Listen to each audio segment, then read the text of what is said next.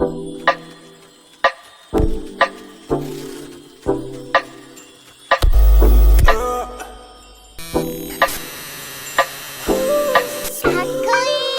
amigos, ¿qué pasa? ¿Cómo estáis? Hoy aquí en Doctor Micro vamos a ver una placa de una máquina de un aire acondicionado Fujitsu, en este caso es de conducto, ¿vale? Donde tiene un problema como le pasa a la mayoría de las máquinas, que es error de comunicación. En este caso sería E1 o E11. También puede ser E2, puede ser E3. Depende del modelo y depende del tipo de avería cuando la dé. El tema de la comunicación. Pero todas son referentes a temas de comunicación. Entonces, aquí como vemos, esta placa, aquí tenemos todas las placas de la unidad exterior, que son, como veis, tres pequeñas, vamos, más que pequeñas, tres placas diferenciadas, donde tenemos, por un lado tenemos esta que sería la placa de filtro, ¿vale? Esta que sería la placa de control y la de salida de potencia al compresor, y esta que sería un modulito para el tema del coeficiente de reactiva, regulador de reactiva. Entonces, como ya digo, tenemos el problema de error de comunicación. En este caso, pues el error de comunicación se debe a, como en la mayoría de las máquinas, a falta de funcionamiento en la alimentación de esta placa. O sea, ¿qué quiere decir eso? Pues como no se activa esta placa, la alimentación, la fuente de alimentación que controla el control, pues no puede comunicar. Entonces, por eso la mayoría de las máquinas dan error de comunicación, pero no quiere decir que sí sea problema de comunicación. Simplemente que como esta placa no enciende, porque la comunicación la activa el microcontrolador, ¿qué pasa? Que si no tiene su alimentación de 5 voltios, que suele ser como funciona, pues no puede comunicar. Entonces, vamos a ver, nosotros tendríamos, aquí tendríamos la entrada de alimentación, ¿vale? Pasaría por los filtros, que estos filtros pues tenemos aquí una bobina, tenemos algunos condensadores, otras bobinas, y de aquí saldríamos hacia el puente rectificador, que lo tendríamos en este caso aquí. Desde aquí, mediante este cable rojo y negro, iríamos al regulador reactiva, y del regulador de reactiva, mediante también por el reactor, que estos cables sería el reactor, que lo tendríamos aquí debajo, que ahora mismo no lo vemos,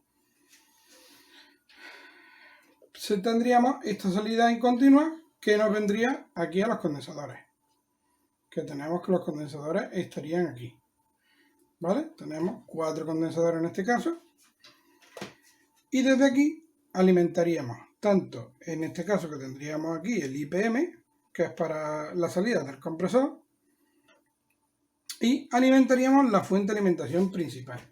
Aquí tenemos un fusible y desde aquí tenemos todo lo que es la parte del primario de la fuente de alimentación y la parte del secundario de la fuente de alimentación y el transformador de alta frecuencia. Entonces, en estos casos, cuando no hay alimentación en la fuente de este tipo de placa, la placa de filtro es muy raro que falle, porque esto lo que tiene son bobinas, condensadores y algún otro fusible, pero los fusibles son muy fáciles de comprobar y es muy raro que los fusibles fallen. Entonces, ¿dónde suelen fallar? Pues suele haber varios puntos clave. Uno sería el puente rectificador, puede ponerse algún diodo en corto y hacernos un corte y que no funcione.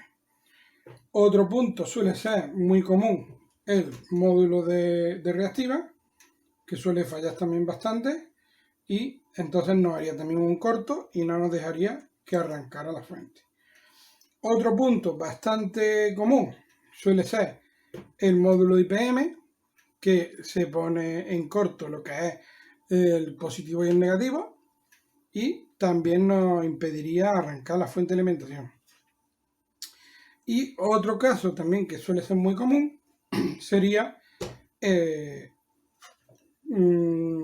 la fuente de alimentación, que es muy común que estos tres pinchos que vemos aquí sería un transistor de conmutación para la fuente que suele ponerse en corto y entonces daña todo lo que sería la fuente de alimentación. Entonces no arrancaría el primario, con lo cual no tendríamos tensión en el secundario.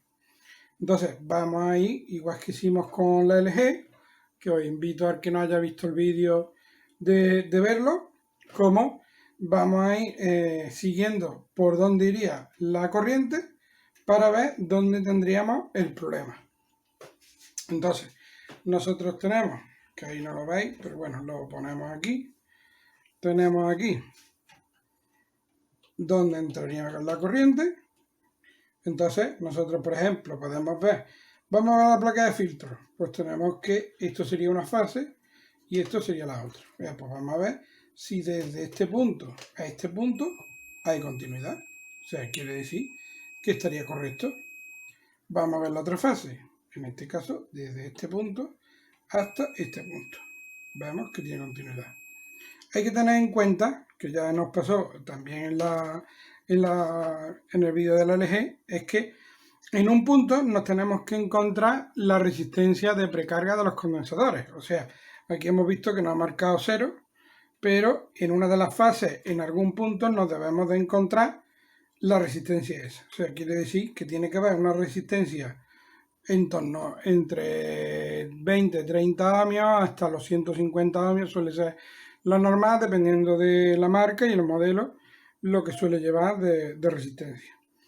Entonces, podemos, una de dos, ahora, o seguir desde aquí hacia el siguiente punto, o a mí me gusta más desde el primer punto siempre, vamos alejándonos cada vez más.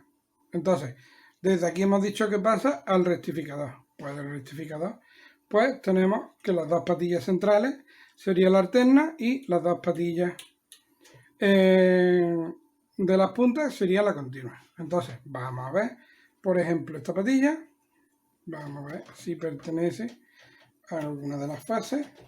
Aquí tenemos, ¿veis? Ahí tenemos 36 ohmios. Ahí tenemos la resistencia que hemos dicho de precarga para los condensadores, o la resistencia limitadora. Entonces ahora nos vamos a la otra. Esto nos mide 0, quiere decir que desde este punto hasta este punto está correcta y tenemos la alimentación bien.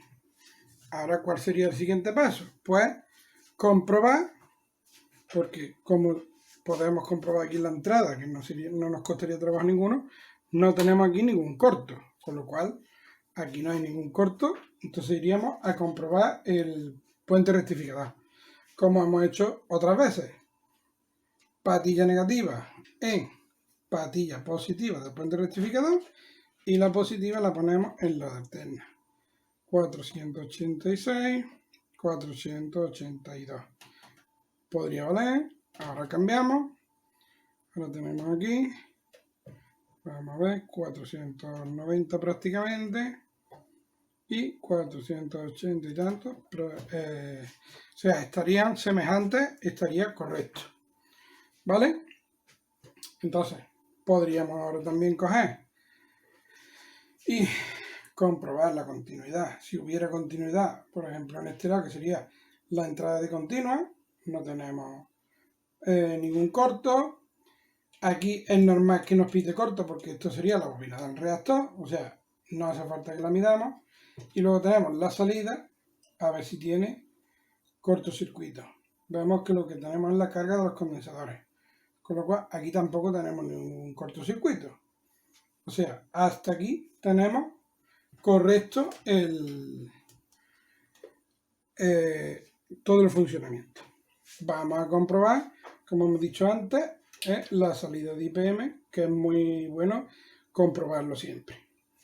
Como siempre, tenemos patilla negativa en polo positivo, que esto lo podemos hacer aquí, o si nos fuera más cómodo podríamos ponerlo aquí.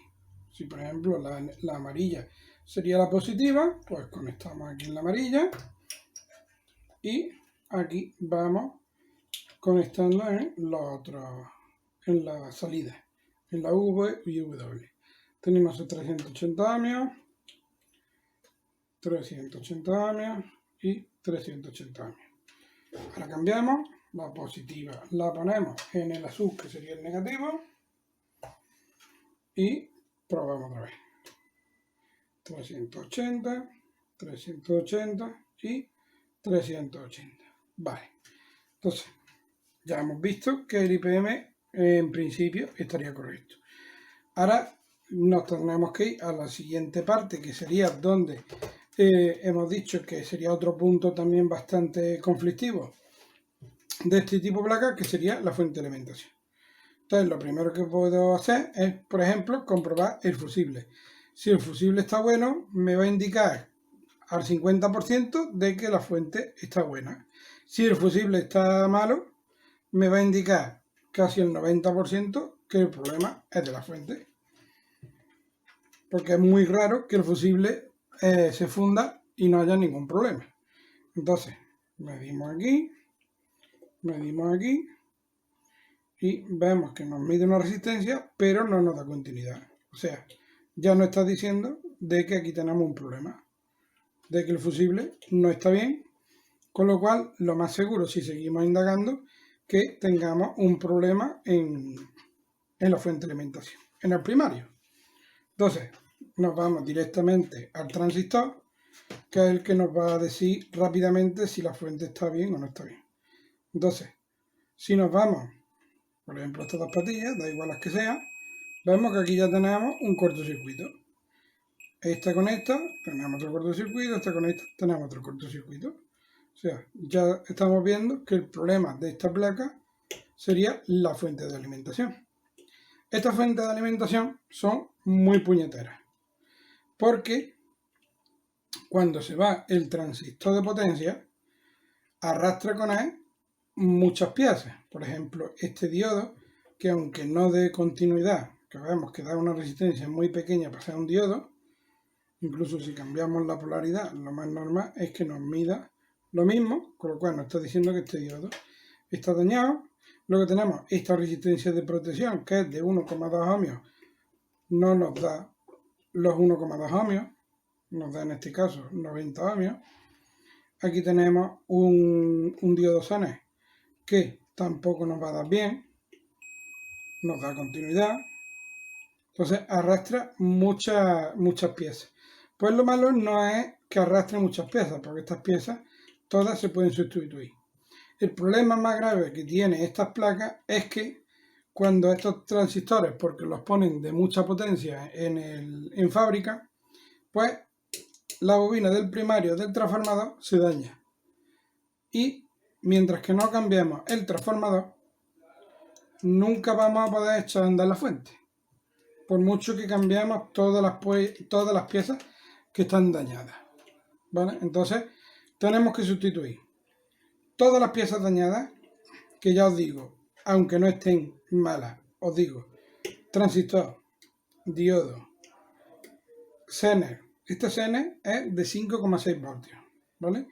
Resistencia de 1,2 ohmios. Condensador de... Este creo que era de... no me acuerdo ahora mismo, pero este condensador también debéis de cambiarlo. Y yo quiero recordar que en principio ya está. Y el transformador, por supuestísimo. Si no podéis cambiar el transformador, ahorraros de intentar reparar la fuente, porque es imposible. Luego tenemos, vamos a seguir comprobando, ya porque este diodo es del secundario, vamos a seguir comprobando por si hubiera algún diodo de estos en corto, que en principio lo que estamos viendo estaría todo correcto, ¿vale? Pues entonces ya tenemos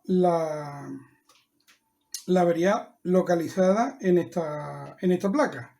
Como hemos dicho, tenemos el problema en la fuente de alimentación. Entonces, ahora pues habría que proceder a sustituir todas las piezas, ¿vale? Y ya pues comprobar si funciona o no funciona para darle el visto bueno a esta placa.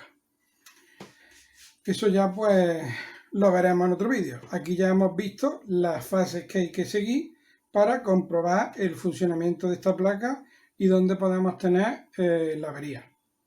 ¿De acuerdo? Entonces, pues por ahora me despido. Espero que os haya gustado el vídeo. Como siempre os invito a suscribiros o a darle a me gusta y espero veros en otro vídeo aquí en Doctor Micro. Deja vuestros comentarios, aunque sean malos, pero bueno, buenos son. Y ya está. Hasta otra.